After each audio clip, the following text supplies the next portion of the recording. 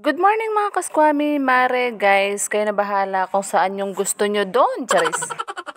For today's fruit cocktail video nga ay pumunta nga kami dito sa San Fernando, Pampanga para bisitahin ng aking tito. More than 3 weeks na nga mula nung lumabas siya sa ospital, kaya dinalaw na nga namin siya, kasama ko yung pinsan ko, tito at mga tita ko, ganun. At naisipan na nga rin namin magdala ng sarili namin pagkain para hindi na mapagod si tita ko sa pagluluto at asikasuhin pa kami. Mag-alas 12 na nga ng tanghali yan, kaya sabay-sabay na kaming kumain at after nun ay pumasok na nga kami sa kwarto ni tito para makipagkwentuhan sa kanya. Nung dumating nga kami dito, ay tuwang-tuwa nga siya kasi nga hindi nga siya masyadong nakakalabas-labas, gawa nga nung nagkasakit siya. Kaya nga hindi na namin pinalagpas yung pagkakataon dahil araw ng linggo ay day off nga namin lahat, kaya pumasyal na rin kami. At sakto naman nga after nga namin kumain at nakikipagkwentuhan na nga dito sa aking tito ay tumawag naman si Mr. Lolong para nga makausap at makumusta rin siya. So yun na nga, habang napapasarap nga yung kumustahan namin, tinanong ko yung tito ko kung sino nga yung kamukha niyang artista. Naksyuta. Guys, nino kasi artistang kalupa mo?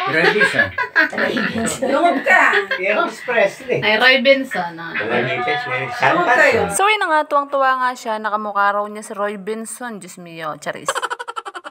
Kung hindi nyo nga na itatanong, ay pangalawang kapatid nga siya ni Papa ko, kaya malapit din siya sa puso namin. Dati nga siya nag-a-abroad at ngayon dahil may edad na siya ay hindi na nga siya nakakaalis, pero malaking tulong talaga yung pamilya niya sa amin. Naalala ko nga dati kapag may nauospital sa mga anak ko ay lagi siyang pumupunta at nagbibigay sa amin ng tulong, ganun. At dahil nga malaking parte siya ng pamilya namin ay hindi nga kami nagdalawang isip na kami naman yung tutulong sa kanya kahit papano. So yun na nga, bago pa ako maiyak, inabot nga kami ng alas 4 ng hapon dyan at naisipan na naming umuwi. So fast forward na nga tayo, nung nakarating nga kami sa bahay, ay dito na nga kami sa kwarto. Nangungulit na naman nga itong mga chikiting na to, kaya naisipan ko na paghiwa-hiwalayin muna sila, charis.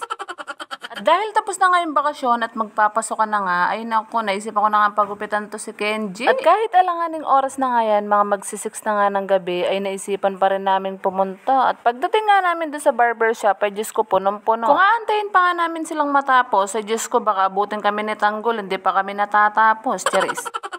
Habang naglalakad nga kami pa uwi, may nadaanan nga kami tinapa, kaya bumili na rin ako. Nakita ko nga din tong salon malapit sa amin na bukas na pala ngayong oras na to, Diyos mio. Kaysa nga masayang yung lakad namin, ay naisipan ko nga dito ko na nga rin siya pagupitan para hindi masayang yung pagod namin. Doon kasi sa barbershop na unang pinuntahan namin, ay yun talaga yung nagugupit sa kanya. Dahil maraming tao ay wala kaming choice. So anong gagawin ko? Hindi naman natin pwede pagsiksikan yung sarili natin sa taong ayaw sa atin. Ganun, charis.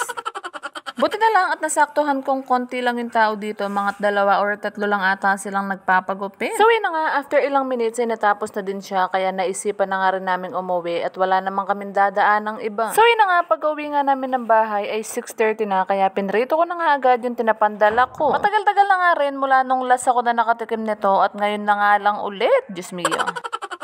Medyo nagmahal nga siya ng konti, dati ay 25 pesos lang siya kada piraso, ngayon ay 30 pesos na raw. Pero okay lang naman yan kasi hindi naman natin mapipigilan yung inflation, just me yun, charis. So yun na nga, kain na nga tayo mga mare, kaskwami at guys, just me yun. Yun lang muna for today's video. Thank you so much for watching. Follow for more.